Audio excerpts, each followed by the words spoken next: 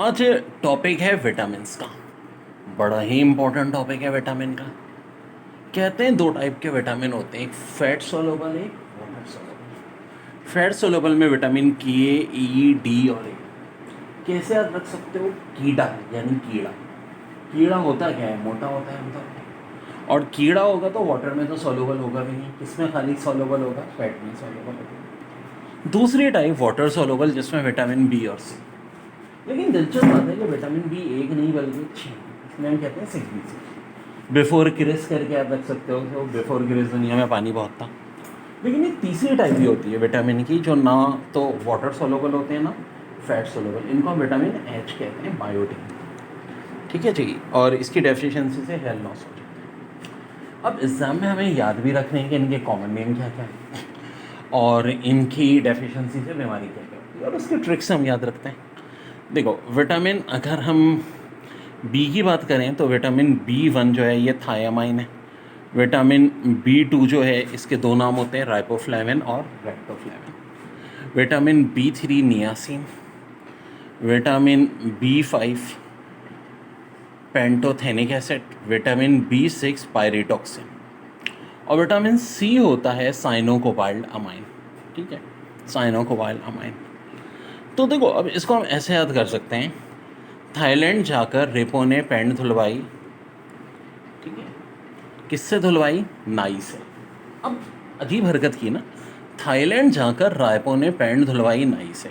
ये सोच के कि नाई है, मुफ्त में पैंट धो देगा। लेकिन नहीं, उसने कहा पाई पाई री दो, पायरी दो साइनो को स्कॉर्पिक एसिड। उस आदमी पे गुस्सा आ गया, किस पे? रायपो पे। और फिर नाई ने कहा पाई, पाई से मरा पाई पाई, पाई पाई दो। ठीक है, रीदो, पाई पाई रीदो साइनो एस्कॉर्बिक एसिड। विटामिन ए की बात करते हैं, कॉमन नेम रेटिनॉल है।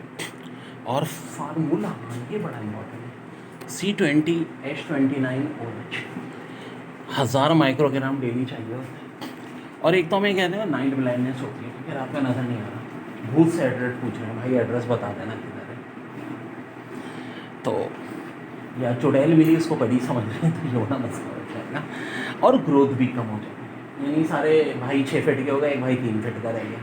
तो विटामिन ए की कमी थी। ठीक है जी, रेटिनॉल। और ये इसका फार्मूला भी पूछते हैं, डेली यूज़ भी कितना है। तो फैट सोलुबल को तो हम बड़े आसानी से ट्रिक से याद कर लेंगे। कैसे हमने किया था जी? थाई अमाइन का थाई ले लिया थाईलैंड जाकर, फिर राइपोफ्लेविन से राइपो, ठीक है, या लेक्टोफ्लेविन का लेक्टो भी ले सकते हो। राइपो लेक्टो ने B3 यानी नियासिन को नाई से, ठीक है, पेंट यानी पैंथोथेनिक धुलवाई। अब क्या हुआ? उसके बाद नाई ने कहा पायरो दो, पायरी दो, यानी पैसे दो। पाई से मुरा पैसे, पाई पाई होते हैं ना, रुपए का छोटा यूनिट। किसको? साइनो को। नाई का नाम हो सकता है साइनो। ठीक है। और राइपो का एक नाम स्कॉर्पिक एसिड हो, या बिल्कुल एसिड जैसी इसकी शक्ल है। ठीक है, तो ये ध्यान में बैठा लेंगे। अब इनको कैसे याद रखें? कीड़ा को तो देखो, कीड़ा या तो नन होगा ही नहीं कहीं, या फिर कीड़े ही कीड़े भरे होंगे। ये वैसे तो OL ऑल है, इसको ऑल करके याद रख सकते हैं। EDAs। क्यों? विटामिन के एंड में नन आता है स्पेलिंग में, और EDA के एंड में क्या आता है? ओल आता है। अब अभी देख लेते हैं। फाइलोकिनोन, ये हो गया के यानी नन, या तो कीड़ा नन होगा। और फिर यहाँ देखो, फेरोल, कैल्सीफेरोल और रेटिनॉल। अब इसको भी हम गाने से भी तो याद कर सकते हैं ना, पाइलोटो की कैल्सो रेटी, पाइलोटो की कैल्सो रेटी। ठीक है, इस तरह से एक बना सकते हैं कोई भी, या कोई शेर के तौर पे याद रख लो, पाइलोटो की कैल्सी रेटी। ठीक है, पाइलो को टोको मरी कैल्सी को रेडी रखो, ऐसे भी कर सकते हैं। ठीक है, पाइलो को टोको कैल्सी को रेडी रखो। ये हमारा पूरा विटामिन की यहाँ तक। देखिए, deficiency of vitamin B1 causes decline in respiration, ना जीना। Blindness in early stage will lead to xerophthalmia, ये भी धैर्य नहीं है। इसका करेक्ट आंसर है option D, heart failure, mental and digestive disturbance and beriberi. और क्या क्या MCQs पेपर में आएंगे विटामिन B1 से? कॉमन नेम ज़ाहिर पूछते हैं, थायामाइन। और डेली रिक्वायरमेंट 1.1 से लेके 1.3 1.5 मिलीग्राम। देखो बच्चों, पेपर में आई हुई एमसीक्यूज बार बार repeat. Deficiency of vitamin A causes decline in respiration, ना जी ना। Blinded in early stages which leads to, हाँ, ज़ेरोफेथालमिया, बिल्कुल जी। Option C failure of blood clotting mechanism, ना जी ना। Option D heart failure, mental and digestive disturbance, ना जी ना। करेक्ट आंसर है option B, blindness in early stage. और क्या क्या एमसीक्यूज विटामिन ए के हवाले से आई हैं, इसका formula C20H59OH, common name retinal, daily requirement 1000 microgram. देखिए बड़ी अच्छी एमसीक्यूज है। Deficient of vitamin E causes decline in respiration, blindness in early stage, failure of blood clotting mechanism. तो देखो इसका करेक्ट आंसर है decline in respiration, vitamin E. और क्या क्या एमसीक्यूज पास पेपर में आई है, common name alpha tocopherol, daily requirement 10 milligram. क्या सिर्फ एक ही चीज़ होती है डेफिशिएंसी से डिक्लाइन इन रेस्पिरेशन? नहीं जी, एक और बड़ी अहम चीज़ होती है, fragility of red blood cell. Fragility of red blood cell, अगर विटामिन ई कम हो जाए, विटामिन ई की गोलियाँ मिलती हैं बाजार में, ले लेना चाहिए। डेफिशिएंसी ऑफ विटामिन के कॉजेस, ठीक है जी। डिक्लाइन इन रेस्पिरेशन, नहीं जी, इससे तो कोई ताल्लुक नहीं है। Blinded in early station which leads to xerophthalmia, नहीं जी, ये तो विटामिन ई की कमी से होता है। और डिक्लाइन इन रेस्पिरेशन ई से होती है। Failure of blood clotting mechanism, जी हाँ ये होता है। ब्लड क्लोटिंग, ये खून बहना रुक जाए और विटामिन के कम होगा तो नहीं हो पाएगी। देखिए विटामिन के का एक नाम तो फाइलोकेनोन भी है और मैनाडाइन। इसका स्ट्रक्चर पूछा जा चुका है पेपर में, स्ट्रक्चर देके पूछा गया था कि इसका स्ट्रक्चर है मैनाडाइन।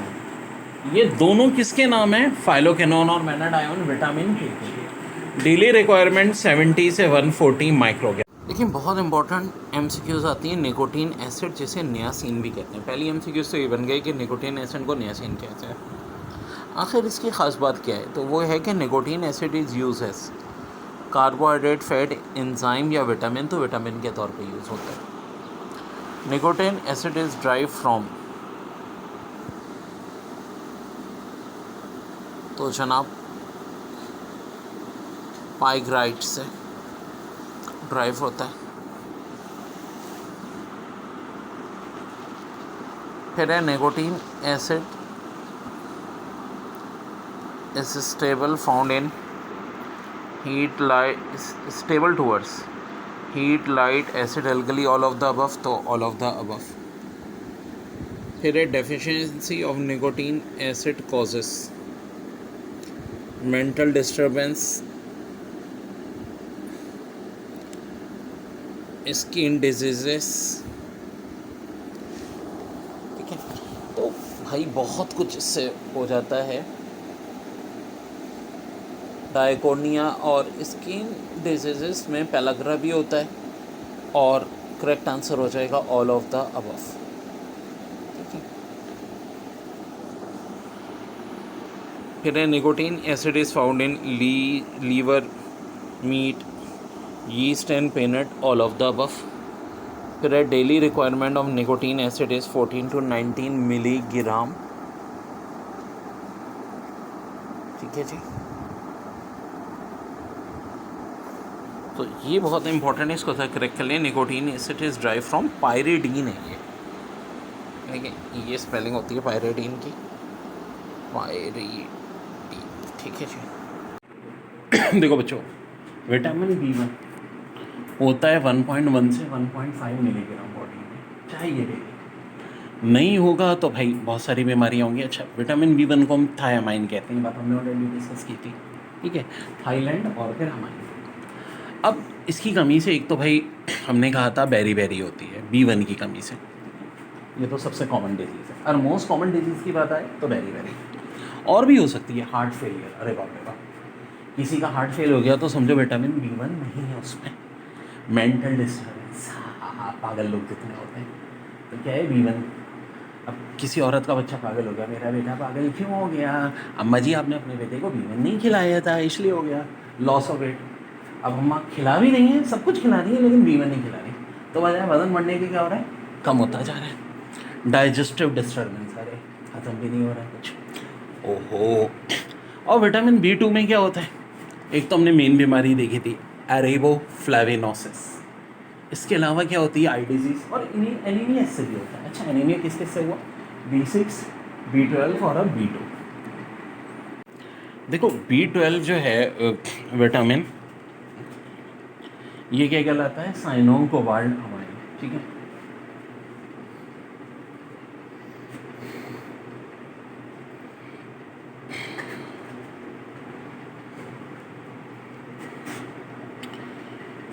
साइनोम कोबाल्ट अमाइन, ठीक है।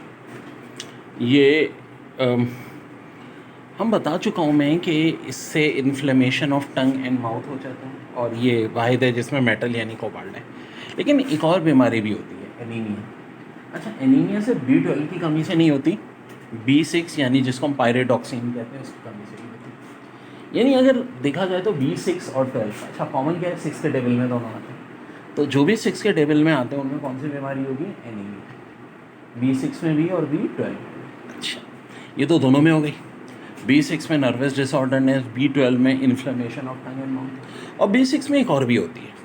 किसकी बात हो रही है, B6 की, ये होती है इंसोम्निया, स्किन डिसऑर्डरनेस। ये भी किसकी बीमारी है, स्किन की, insomnia, skin disorder. Vitamin C is also known as ascorbic acid. Vitamin C की MCQs जो पेपर में आएंगे, vitamin C ascorbic acid and found in option A orange and lemon, grapefruit, strawberry and guava, cabbage and potato, सारे मज़े मज़े की चीज़ों में होता है, यानी all of the above. The deficiency of vitamin C, हाँ जी, lowers the body resistant to infection, बिल्कुल जी। कॉजेज ब्लीडिंग ऑफ टीथ, बिल्कुल जी। कॉजेज एनीमिया एंड स्कर्वी, बिल्कुल जी। तो इसका आंसर भी ऑल ऑफ दीज। फिर है vitamin C is required by the human body, option A to form intercellular cement substance in variety of tissues including skin, dentine and bone matrix, option B to help in healing of wound and fracture of bone, option C to prevent scurvy and facility absorption of iron, और एक all of the above. तो answer है इसका all of the above. तो देखो अगर vitamin C को हम देखो तो भाई हम कहते हैं कि भाई ये स्कॉर्पिक एसिड है, इसका मॉलिक्यूलर फार्मूला बहुत आता है C6H8O6। कोई इसका एम्पेरिकल फार्मूला बताएगा, C3H4O3, वेरी इज़म में है, और पढ़ चुके हम कि इसकी कमी से स्कर्वी होती है, ठीक है। और विटामिन B3 जिसका नाम नियासिन है, और मैंने बताया था पेलाग्रा बीमारी होती है इसकी कमी से, इसको निक्टोनिक एसिड भी कहते हैं, और इसका स्ट्रक्चर ऐसे होता है यार, ऑलमोस्ट बेंजीन ही है, COOH यहाँ पे मौजूद है, COOH मौजूद है, और इसी का एक मिलता जुलता स्ट्रक्चर होता है, ये देखो निकोटीन अमाइड। निकोटीन अमाइड में हम क्या करते हैं, नाइट्रेशन कर देते हैं, यहाँ देखो COOH है, OH की जगह NH2 हो गया, और यहाँ पे भी एक N लग गया, इस चीज़ को कहते हैं nicotine amide.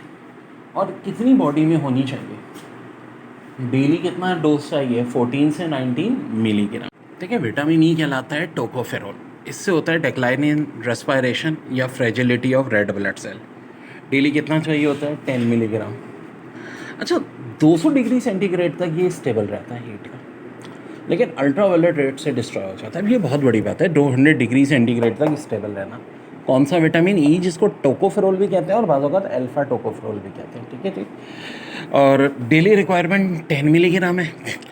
Fragility of red blood cell भी हो जाती है कमी से, ये बात ध्यान में रखो। ओके जी, ये देखें, ये कहलाता है मेनाडायोन, ऐसे स्ट्रक्चर है, 2 बेंजीन जैसे रिंग, फिर यहाँ डबल बॉन्ड ऑक्सीजन ऊपर नीचे, और फिर CH3। ये पूछ चुके हैं MT के 2000 के केमिस्ट्री में, मेनाडायोन। अब विटामिन K का एक नाम फाइलोकेनोन भी होता है, बिल्कुल होता है जी। फेलियर ऑफ ब्लड क्लोटिंग हो जाती है, यानी खून बहता है तो फिर वो रुकता नहीं है। और डेली रिक्वायरमेंट कितनी है इसकी, 70 माइक्रोग्राम से 140 माइक्रोग्राम। सारी चीज़ें MCQ क्लास है। डिजीज़ याद करने की भी ना तरकीब है। अब जैसा कि हमने कहा, शुरू के 3 विटामिन है, B1, B2, B3। तो बेरी बेरी से हो गया B, एरिबोफ्लैविनोस का एब्रीवेशन क्या हो गया A, और पहला गोरा का क्या हो गया B। तो हम ऐसे याद रखेंगे, बाप के मुक्के से, बाप के मुक्के से, पेट में स्वेलिंग हो गई। अब देखो, बी से बेरी, ए से एरिबोफ्लेविन, बी से पेलेग्रा, ये विटामिन B1, B2, B3 की डेफिशिएंसी है। स्वेलिंग किससे होती है? B5 से। अब सिर्फ स्वेलिंग नहीं हो गई, बल्कि क्या हो गया, नर्वस डिसऑर्डरनेस भी हो गया। यानी कि अब B5 के बाद बारी किसकी आ रही है? B6 से नर्वस डिसऑर्डरनेस होता है। Inflammation of tongue and mouth भी हो गया। ये किसकी वजह से हुआ? B12 के। अरे बाप रे बाप, कुछ ज़्यादा ही खतरनाक मुक्का है, ठीक है। ब्रूसली का भी बाप लग रहा है भाई। और विटामिन स्कर्वी की बीमारी, ये किसकी हो गई? C, स्कर्वी, ठीक है। अच्छा, अब मुक्का इतना पावरफुल था बाप का कि फेलियर ऑफ ब्लड क्लोटिंग होना भी रुक गई। ओहो, खून बह जा रहा है, decline in respiration, Aahista Aahista सांस भी ख़त्म, रिकेट की बीमारी यानी हड्डियाँ भी कमज़ोर, और आखिर में नाइट ब्लाइंडनेस, अब रात में नज़र भी नहीं आएगा। तो भाई इन ये जो भी बाप साहब है ना, इनसे भाई बच के रहना। ओके बच्चों, बड़ी अहम तरीन बात कि अब इनकी डेफिशिएंसीज़ को कैसे याद रखेंगे। देखो, B1 की डेफिशिएंसी से होती है बेरी, B2 की डेफिशिएंसी से ऐसे तो बहुत सारी डिजीज़ होती हैं, लेकिन सबसे जो कॉमन है एरिबोफ्लेविनोस, और इसी तरह B3 से होती है पेलाग्रा, ठीक है, पेलाग्रा। और B5 से जो हो जाती है वो स्वेलिंग होती है कमी से। B6 की कमी से नर्वस डिसऑर्डरनेस होता है। B12 की कमी से inflammation of tongue and mouth होता है। और C की कमी से स्कर्वी होती है।